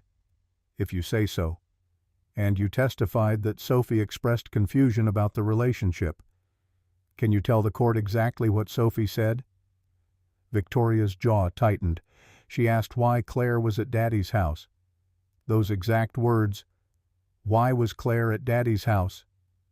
Words to that effect. But you can't quote her directly because she didn't actually express confusion, did she? In fact, Sophie has never complained to you about Claire's presence in her father's life. I know my daughter. I can tell when she's uncomfortable. Robert let that hang in the air, a mother claiming to know her daughter's mind without any actual evidence. Ms. Foster, during your marriage to Mr. Hayes, did you ever publicly criticize him? Define publicly. In front of family members, friends, colleagues. Did you make disparaging comments about his job, his abilities, his character? I may have expressed frustration sometimes. Marriage is hard. Did you tell your extended family at Thanksgiving dinner that Mr. Hayes lacked basic motor skills? Victoria's face flushed. That was a joke, taken out of context. A joke that your sister documented as one of 47 separate incidents over 7 years. We'll hear her testimony later, but I'm curious, do you dispute her account of those events? Claire was always overly sensitive. She misinterpreted normal marital dynamics as something more sinister. So 47 separate incidents of public humiliation were all jokes or misinterpretations. I won't be characterized as an abuser by people who don't understand the complexity of our relationship. Robert moved on, but the damage was done. Victoria's defensive tone had undercut her carefully constructed image of wounded dignity. The morning session continued with character witnesses. Catherine called Victoria's mother, Diane, who testified that Marcus had always been unsuitable for her daughter, lacking ambition, resistant to improvement, ultimately a disappointment. She described Claire's decision to support Marcus as a betrayal born of jealousy and weakness. Claire was always in Victoria's shadow. This is her way of finally mattering, even if it means destroying her own family. Diane's testimony was passionate, but ultimately revealed more about her value system than about Marcus's fitness as a parent. Robert called Bill Cooper, Marcus's supervisor, who testified about Marcus's reliability and skill. In 9 years, Marcus Hayes has never missed a shift without advance notice. He's trained half our maintenance staff, solved problems that stumped senior technicians, and consistently put the team's needs ahead of his own. If I had to describe him in one word, it would be steady. Sophie's teacher, Mrs. Henderson, testified about the obvious bond between father and daughter. Sophie lights up when she talks about her father. She brings in show-and-tell items he's made for her, a bookshelf, a toy chest, little wooden animals. She writes about him in every assignment that asks about family. There's no question in my mind that she feels safe and loved in his care. The afternoon session began with Claire's testimony. She took the stand with visible nervousness, her hands trembling slightly as she was sworn in. But when Robert asked her to describe what she'd witnessed during Marcus and Victoria's marriage, her voice steadied. I watched my sister systematically diminish Marcus for 7 years. It started small little comments about his clothes, his job, his interests, but it escalated into a pattern of public humiliation that I documented because I couldn't believe no one else was stopping it. Robert handed her a copy of her statement. Can you describe what you documented? 47 separate incidents where Victoria mocked Marcus in front of witnesses. Family gatherings where she told everyone he was incompetent. Social events where she flirted with other men and then criticized Marcus for not being more like them. Birthday parties where she invented stories about his failures as a father. Claire's voice cracked. I watched him absorb it without fighting back, without defending himself. And I said nothing because I was afraid of my family's reaction. That makes me complicit, and I'll regret that silence for the rest of my life. Catherine's cross-examination was aggressive, designed to paint Claire as an unreliable narrator with ulterior motives. "Ms. Morrison, isn't it true that you've had romantic feelings for Mr. Hayes for years?" "No. I barely knew him during the marriage." "Then why this sudden intense interest in his welfare?" "Because watching someone suffer abuse and doing nothing about it haunts you." When Victoria started rewriting history to make herself the victim, I couldn't stay silent anymore. Convenient that your moral awakening coincided with your sister's divorce. Claire's eyes flashed with something Marcus had never seen before: controlled fury. "There's nothing convenient about losing your entire family because you told the truth. My mother won't speak to me. My sister has called me every vile name imaginable. I'm here because it's right, not because it's convenient." Catherine tried several more approaches, but Claire held firm. She acknowledged the developing relationship with Marcus, described it as something that grew from friendship into deeper feelings, and refused to apologize for it. Judge Warren called a 15-minute recess. Marcus stepped into the hallway with Claire and Robert, all three of them silent with the weight of what was happening inside that courtroom. "You did well." Robert's voice was quiet. "Stay steady. We're almost through." When they reconvened, the courtroom doors opened and Nathan Bradford walked in. Marcus hadn't known he was coming. Robert had mentioned it as a possibility, but nothing certain. Victoria's face went pale when she saw him. "Your Honor, I'd like to call Nathan Bradford to the stand." Catherine was on her feet immediately. "Objection. Mr. Bradford isn't on the witness list. He's here voluntarily to provide relevant testimony." "I'll allow it, but keep it brief." Nathan took the stand and was sworn in. Robert's questions were direct. "Mr. Bradford, you dated Victoria Foster for approximately 4 months following her divorce from Marcus Hayes. Is that correct?" "Yes." "During that time, did you form opinions about the nature of their marriage?" "I did. Victoria told me that Marcus was lazy, unmotivated, content with a mediocre life. She painted herself as a woman who'd wasted 7 years trying to elevate a man who refused to rise. I believed her because it fit what I wanted to believe." "And what changed your mind?" "Spending time with Victoria, seeing how she treated me when I didn't meet her expectations, realizing that her version of events was carefully edited to make her the hero of every story." Nathan's voice was measured, factual. "She told me, and I quote, 'I need to win this custody case to prove Marcus wrong, to show him I always win.'" The courtroom went silent. Victoria's lawyer looked like she'd been struck. That statement made me realize this wasn't about Sophie's welfare. It was about Victoria's need to dominate, to be proven right, to punish Marcus for having the audacity to leave a marriage where he was treated with contempt. Catherine's objection was sharp and immediate, but Judge Warren overruled it. The damage was done. Nathan's testimony had exposed the vindictive core beneath Victoria's maternal concern. The final witness was Sophie. Judge Warren announced that she would speak with Sophie privately in her chambers, and both attorneys objected for different reasons before being overruled. "I've been doing this for 23 years. I know how to talk to children without traumatizing them or leading them. We'll take a 30-minute recess." Marcus waited in the hallway, pacing, while Claire sat on the bench with her eyes closed. Robert reviewed his notes one more time, though Marcus suspected he was just trying to appear calm for his client's benefit. 30 minutes stretched into 45. When the courtroom doors finally opened, Sophie emerged with a victim advocate, spotted Marcus, and ran to him. He knelt and pulled her into a hug, feeling the rapid beat of her heart against his chest. "Did I do okay, Daddy?" "You did perfect, sweetheart.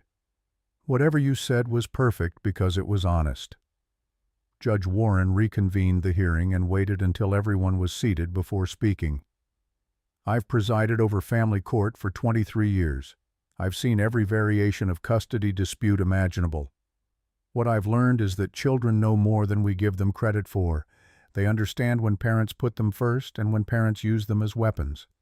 She looked directly at Victoria. "Ms. Foster, your daughter told me today that she loves both her parents but feels safer with her father because he doesn't make her worry about adult problems. She also told me that you frequently ask her questions about her father's personal life, who visits him, whether he seems happy, what he talks about with Aunt Claire. That's inappropriate. Children shouldn't be put in positions where they feel they're betraying one parent by being honest about the other. Victoria's face had gone from pale to flushed. Judge Warren turned to Marcus. "Mr. Hayes, Sophie had nothing but positive things to say about your parenting. She described feeling secure, loved, and protected in your care. She talked about projects you work on together, books you read, conversations you have about her feelings. That kind of emotional attentiveness is exactly what children need during family transitions." The judge paused, consulting her notes. "I'm not modifying the custody arrangement. The current schedule of alternating weekends and Wednesday evenings for Mr. Hayes will remain in effect. However, I am ordering family therapy, both parents together with Sophie, to work on communication and co-parenting strategies." She fixed both of them with a stern look. "I'm also putting you both on notice that any further attempts to weaponize this child will result in sanctions. Ms. Foster, that means no more interrogating Sophie about her father's personal life. Mr. Hayes, that means being mindful of how you introduce new relationships into Sophie's world." "Am I clear?" "Yes, Your Honor," they answered in unison. But Judge Warren wasn't finished. "One more thing. Ms. Foster, I'm ordering you to complete a co-parenting education course focused on communication and conflict resolution. Mr. Hayes has demonstrated restraint and emotional intelligence throughout this process. You need to match that standard if you want to be an effective co-parent." The gavel came down. Hearing adjourned. Marcus felt Claire's hand find his under the table, squeeze once, then let go. Robert was gathering documents, a small smile playing at the corners of his mouth. Outside the courthouse, Victoria approached Marcus in the parking lot. Her attorney had already left, and she stood alone by her BMW, arms crossed against the January cold. "You won. Congratulations. I hope you and my sister are very happy together in your moral superiority." This wasn't about winning. This was about protecting Sophie from being used as a pawn. "You're dating my sister. Don't pretend this was all noble sacrifice.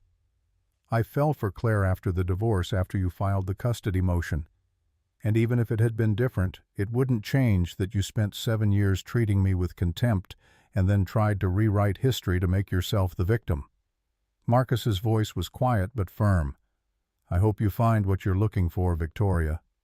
But it was never going to be with me. You wanted someone to reshape into your image of success.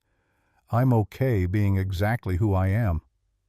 Victoria's eyes filled with angry tears, the first time Marcus had seen her cry in years. "I gave you 7 years. I tried to help you be better, want more." Her voice broke. "And this is how you repay me." Marcus felt something soften in his chest, despite everything. "I hope you find someone who wants what you want, who values what you value. But that person was never me, and pretending otherwise only hurt both of us." He walked away, leaving her standing in the parking lot. Claire was waiting by his truck, and they stood together in the cold afternoon light, not quite touching but close enough to feel the warmth of each other's presence. "How do you feel?" Claire's voice was soft. "Like I can finally breathe." They drove separately back to Marcus's house, aware that even though the hearing was over, caution was still warranted. But that evening, after Sophie was asleep, Claire returned. They sat on the couch in the small living room, the TV playing some forgettable movie neither of them was watching. "My mother called." Claire's voice was quiet. "She said, I've made my choice and I'll have to live with the consequences of betraying the family. I told her I'd already made peace with it. I'm sorry you lost them. I'm not. I traded a family that required my silence for the possibility of one that values my voice. That's not a loss, it's an evolution." She turned to face him. "What happens now?" "Now we build something real. Slowly, carefully, with Sophie's needs at the center. We don't hide, but we don't rush. We let this develop at its own pace." Marcus took her hand. "And we trust that choosing each other was worth whatever complications come with it." The months that followed were a study in patience.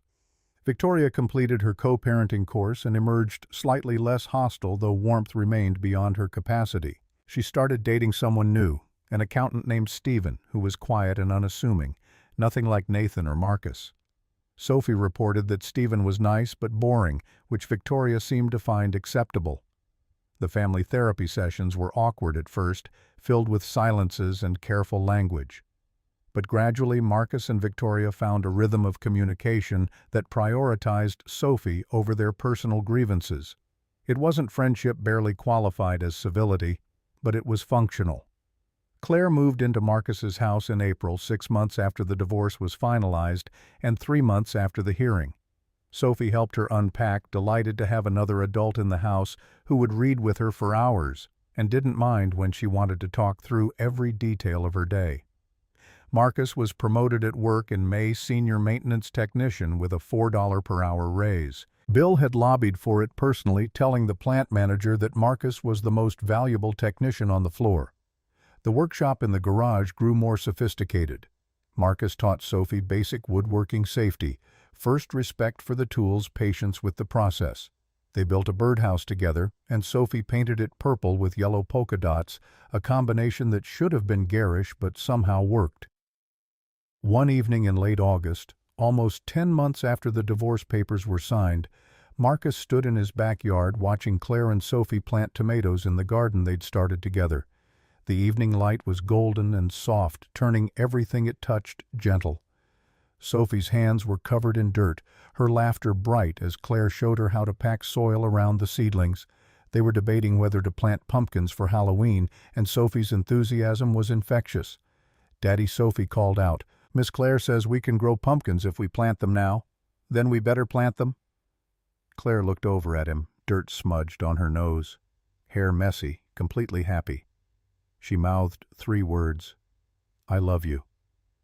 Marcus mouthed them back, feeling the truth of it settle in his bones.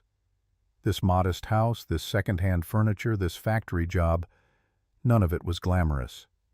But it was real, built on honesty instead of performance on love that didn't require anyone to be less than they were. Sophie ran over to him, her smile gap-toothed and genuine. "Daddy, are you and Miss Claire going to get married?" The question caught him off guard.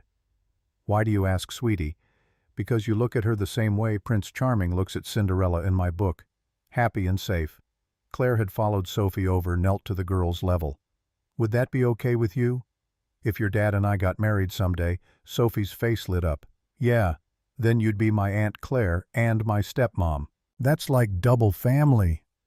Marcus looked at Claire over Sophie's head, saw the question in her eyes and nodded. Someday, when the time was right. But the intention was there, clear and understood. That night, after Sophie was asleep, Marcus and Claire sat in the garden they'd built together, surrounded by the smell of earth and growing things. "I never thought I'd find this." Claire's voice was soft. "Find what a place where I could be completely myself and be loved for it. Not despite my flaws or because I hid them well enough, but actually because of who I am, including the messy parts." Marcus pulled her closer. "I know exactly what you mean. Victoria wanted me to be someone I wasn't. You just want me to be more of who I already am. There's a difference." They sat in comfortable silence, watching fireflies begin their evening dance across the yard. The divorce papers had been signed 10 months ago. Victoria had called him nothing, and that lawyer's office had told him he'd never amount to anything. She'd been wrong. He wasn't nothing. He was a father, a craftsman, a man who'd chosen dignity over rage, silence over retaliation, truth over performance. He'd lost a wife who needed him diminished to feel elevated. He'd gained a partner who celebrated his wholeness. Claire had risked her entire family to stand up for truth. Sophie felt safe enough to dream about their future. And Marcus finally understood what Robert had meant that day in the conference room. Someone will notice your dignity. Claire had noticed. Sophie had noticed. Nathan in his own way had noticed. Even the judge had noticed. And most importantly, Marcus had noticed it in himself. "You know what I realized today?" Claire's voice pulled him from his thoughts. "What, the harder path really does have the better view. Everyone told me to stay quiet, to protect the family, to choose the easy route. But this," she gestured to the garden, the house, the life they were building, "this was worth every difficult step." Marcus kissed her forehead, then her lips tasting dirt and happiness and the promise of tomorrow. "Yeah, this view is everything." Inside the house, Sophie's nightlight glowed soft through her bedroom window.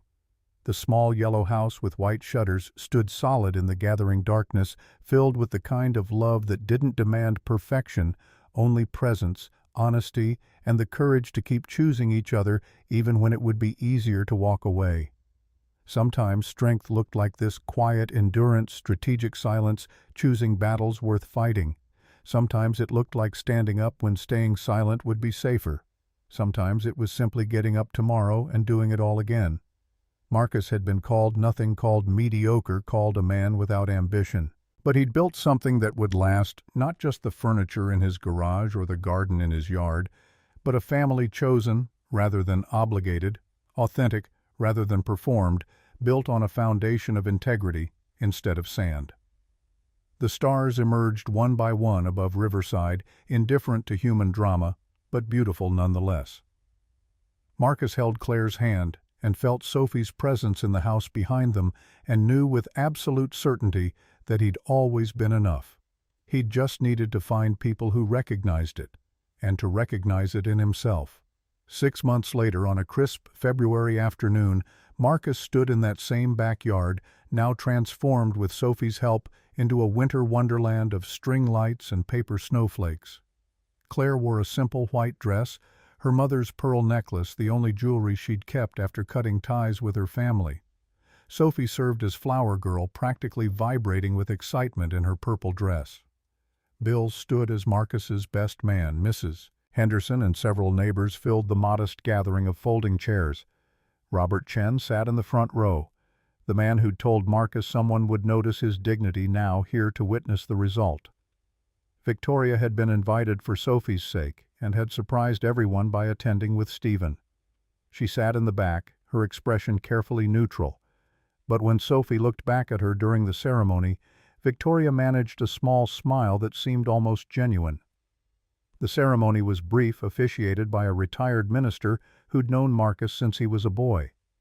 The vows they'd written themselves focused on choosing each other daily, on building a life based on truth rather than performance, on creating a home where everyone could be fully themselves. When the minister pronounced them married, Sophie cheered louder than anyone, running up to hug them both before they'd even kissed. Now you're really double family. The reception was held in Marcus's, now their garage, cleared of tools and decorated with more of Sophie's handiwork. They served barbecue from Riverside's best food truck and a cake Sophie had helped Claire bake the night before, slightly lopsided but perfect in its imperfection. Victoria left early, but before she did, she pulled Marcus aside. "I don't understand how you do it, how you're happy with so little." Her voice wasn't cruel, just genuinely confused. Marcus looked around at the garage full of people who'd chosen to celebrate with them, at Sophie dancing with Claire to music playing from someone's phone, at the life they'd built from honest choices rather than impressive appearances. "I'm not happy with little, I'm happy with enough. There's a difference." Victoria studied him for a long moment, something unreadable in her expression. "Maybe there is." She left without another word, and Marcus returned to his wedding reception, to his daughters spinning in circles, to his wife laughing with neighbors, to the life he'd built, not by refusing to shine, but by finally understanding what light was worth sharing. As the evening wound down and guests departed, Marcus found himself alone in the backyard for a moment, looking at the house he'd bought with his last dollars, the garden he'd planted with his own hands, the family he'd chosen with his whole heart. Robert appeared beside him, 2 beers in hand, offering one. "You did good, son. Built something real here. I had help. A lot of it. The best things are built with help." Robert took a drink. "You know what I remember most about that day in the conference room? When Victoria was mocking you, tearing you down, I kept waiting for you to break, to lash out, to give her the reaction she wanted. But you didn't. You just endured. With dignity. I didn't know what else to do. That's what made it remarkable. You chose restraint not because you'd calculated it was the smart move, but because it was who you were. That kind of integrity, it's rare. And it's exactly what Claire fell in love with. What Sophie depends on. What built all this?" Robert gestured at the house, the yard, the life Marcus had created. "Victoria was wrong about you. You weren't refusing to shine. You were just refusing to shine the way she demanded. And look what happened when you finally shined your own way." Marcus thought about that as Robert headed back inside. For years he'd measured himself against Victoria's standards, had felt like he was failing because he couldn't become what she wanted. But he hadn't been failing. He'd been holding on to himself, refusing to be reshaped, maintaining his integrity even when it cost him everything. And now, standing in his backyard on his wedding night, he could see what that integrity had built. A daughter who felt safe, a wife who chose truth over comfort, a home that valued presence over performance, a life that was enough not because it was modest but because it was real. Claire stepped out onto the porch, Sophie already asleep inside, changed into comfortable clothes, looking at him with that expression that still made his heart skip. "You coming to bed, husband?" The word felt new and right all at once. "Yeah, just taking a moment." She walked over, slipped her hand into his. "Big day. Best day." Marcus pulled her close. "Thank you for seeing me, for choosing this, for believing it was worth it." Claire smiled against his chest. "Thank you for being worth it, for showing me what real love looks like, for building something I could trust enough to be part of." They stood there in the February cold, the stars bright above Riverside, the house warm with light behind them. Tomorrow Marcus would return to the factory, would fix machines and train technicians, and do the work that Victoria had called mediocre. Claire would go back to her job, continue building her independence, keep choosing courage over comfort. Sophie would grow up in a house where love didn't require perfection, where dignity was modeled daily, where truth mattered more than appearances. She'd learn that strength sometimes looked like endurance, sometimes like standing up, sometimes like simply being yourself, even when the world suggested you be something else. And Marcus would keep building. Not just furniture in his garage or vegetables in his garden, but a life that proved Victoria's judgment wrong in the most fundamental way possible. He wasn't nothing. He never had been. He was exactly enough, exactly right, exactly who he was meant to be. And he'd found a family chosen, built, earned, who recognized that truth and celebrated it every single day. The lights of Riverside twinkled in the distance, a small town with long memories that would talk about this wedding for weeks. Let them talk. Marcus had spent years afraid of what people thought, what they said, how they judged. He was done with that now. He had everything that mattered right here, a daughter who felt safe, a wife who chose truth, a home built on integrity. The rest was just noise. Claire shivered slightly in the cold, and Marcus led her inside into the warmth, into their life, into the future they'd built together from honest choices and patient love, and the unshakable belief that being yourself completely, authentically, unapologetically yourself was not just enough. It was everything.